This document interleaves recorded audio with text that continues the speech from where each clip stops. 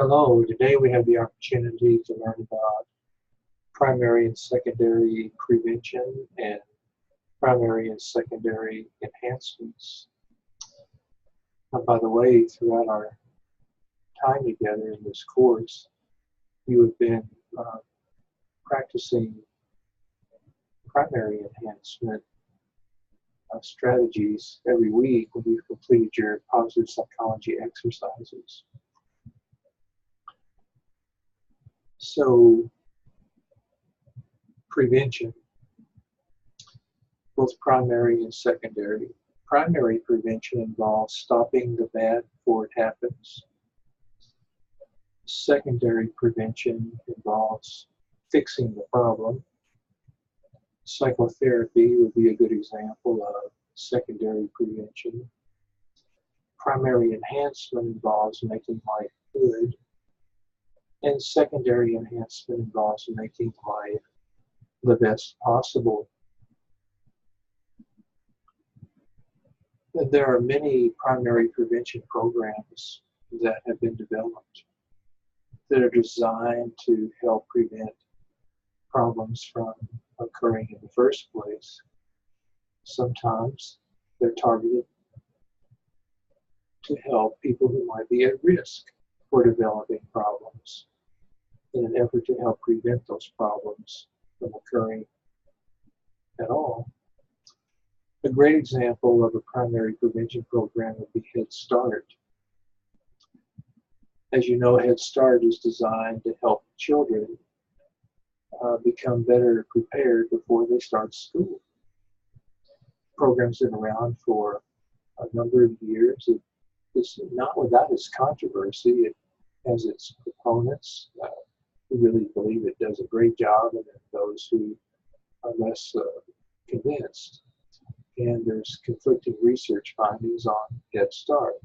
But there are many studies that do support the value of Head Start, how it can make a difference in a young child's life.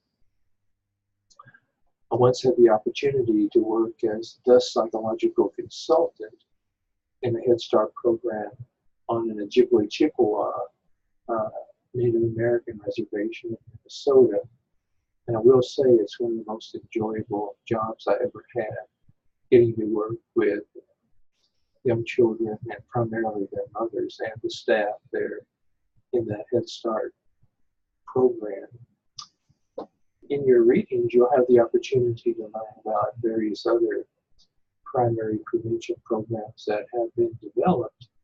And you may have the opportunity, if you haven't already, to develop a primary prevention program in your community that might make a big difference in the lives of people who participate in that program.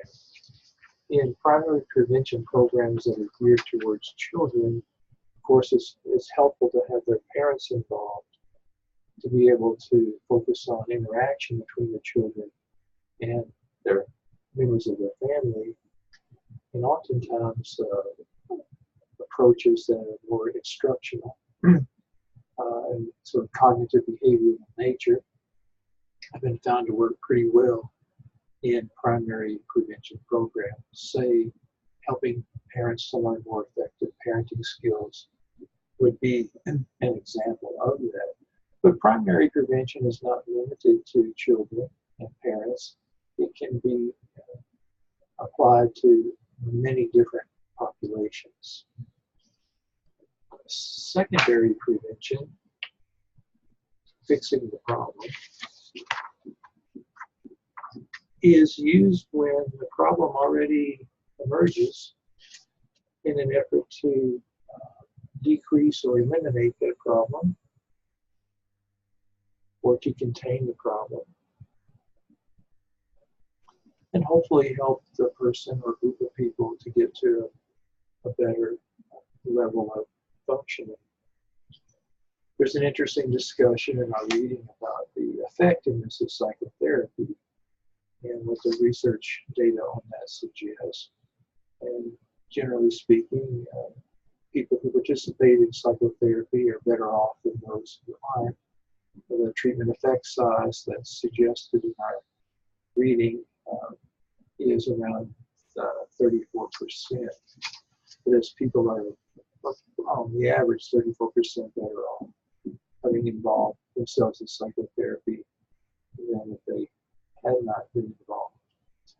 One model for understanding how psychotherapy works, in which we can apply concepts of positive psychology, is the HOPE model. In fact, a kind of therapy based on HOPE theory has been developed. If you recall, HOPE theory looks at how HOPE involves both agency thinking and pathways thinking.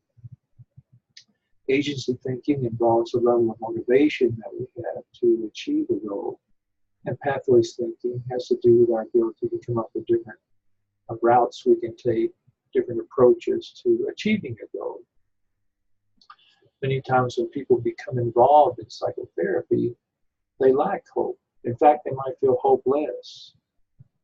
So an important part of the process is helping people to gain hope so that they can work towards getting to a better place in their lives. And therapists who are effective are able to help instill hope in their clients so that they can help their clients get to a better place. Enhancement strategies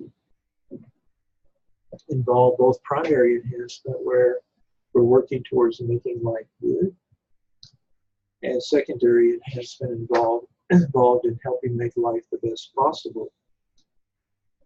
Primary enhancement strategies would include just about all of the positive psychology exercises you've done throughout this course, as well as, of course, other primary enhancement strategies that might be used. But it's ways, they represent ways in which we work towards enhancing our sense of well-being.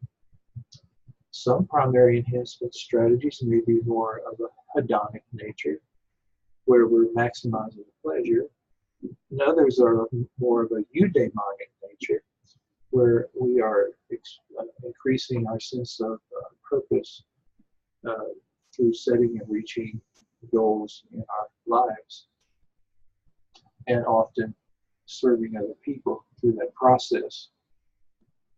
Just think about the fun versus philanthropy positive psychology exercise, and how the fun part of that exercise involves more hedonic well-being, and the philanthropy part more eudaimonic well-being. So Seligman did a really interesting study where he looked at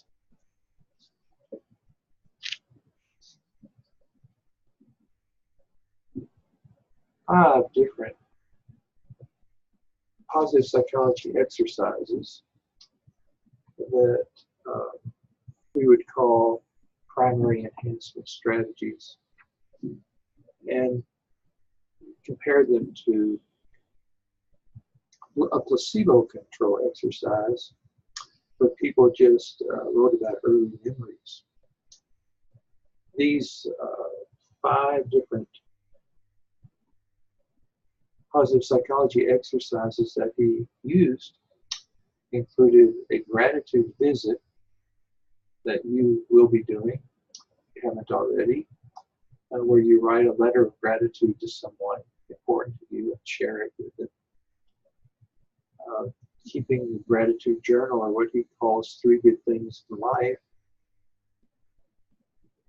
describing a time when you were at your best, which is the series introduction that you did, using signature strengths in a new way each week, something that you've been working on throughout the semester, and then also identifying signature strengths through the VIA survey, something that you also do. And what he found in this study that was published in the American Psychologist is that 2 of the exercises, using signature strengths in a new way, And three good things: increased happiness and decreased depressive symptoms for 6 months. And then another exercise, the gratitude visit, caused large positive changes for 1 month. The other two exercises, identifying signature strengths that you at your best, and the placebo control condition of writing about early memories, had transient effects on happiness and depressive symptoms, but not lasting effects.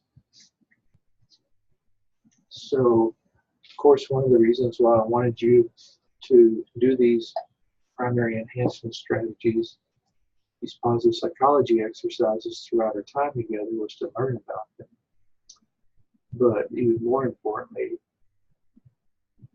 I hope that they'll make a positive difference in your life, as they have or did in the lives of the research participants.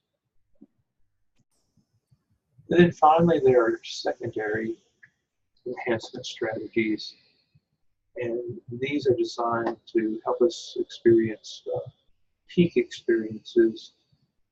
They go beyond primary enhancement to help us achieve an even higher level of well-being.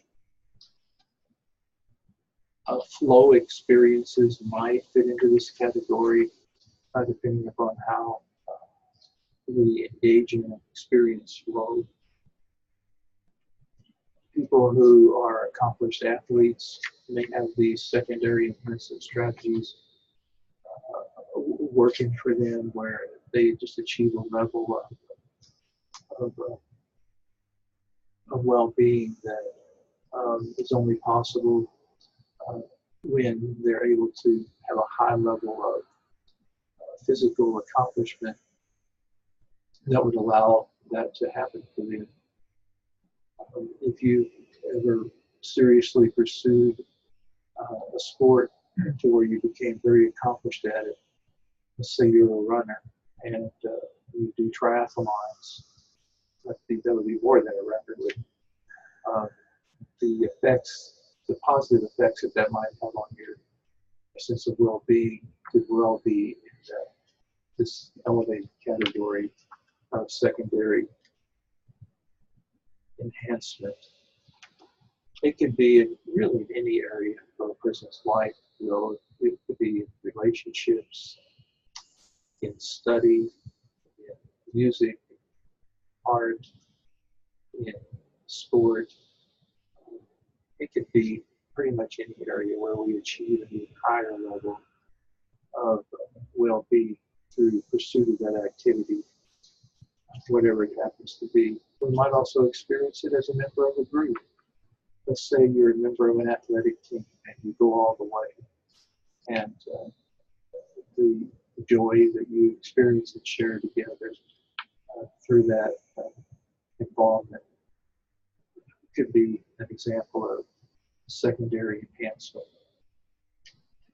Our authors do caution us, though, about how too much of a focus on secondary enhancement experiences can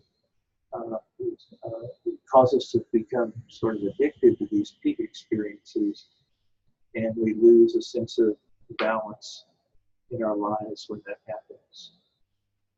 But my hope for you is that as a result of taking this course, you have discovered primary enhancement strategies that make a difference in your life, and that you'll be able to continue to apply them even after this course is over.